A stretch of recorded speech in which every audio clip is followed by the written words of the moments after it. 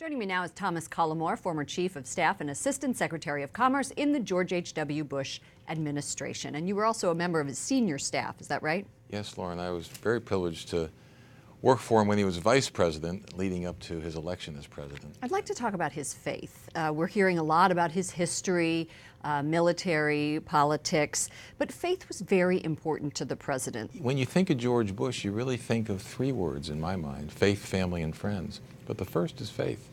And he was a man of deep faith.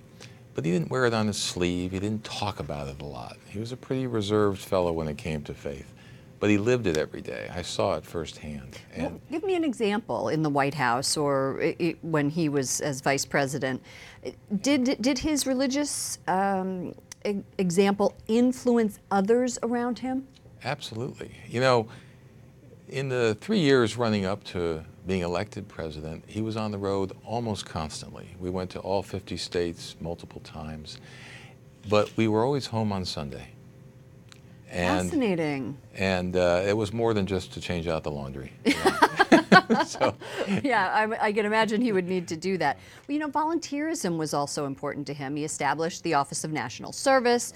Through his Points of Light Foundation, he cultivated a sense of public service, I thought at the time, in everyday Americans that's still making a difference in this country. Wouldn't you agree? I absolutely agree. You know, he made a point of reminding people over and over again that there could be no meaningful life without an element of service associated with it. And, you know, he exhibited his faith in small ways and big ways. You know, he always cared about the other guy, as you'd say. He tried to put himself in someone else's shoes, and he was an amazingly compassionate person when people needed a hand up or a little pat on the back. Well, we saw that in the letter that he wrote to the guy who trounced him in the election, Bill Clinton. He left behind this lovely, lovely letter. You know, we know wait, that... he didn't trounce him, though. It was closer than that. Okay, sorry, I forgot who I was talking to.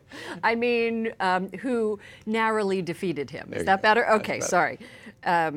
We know that he shunned talk of his legacy. And when I interviewed him at his library in Texas, it was at an exhibit about his son and the father-son relationship. And again, he wanted to do the interview because he really wanted to push forward the relationship between him and his son.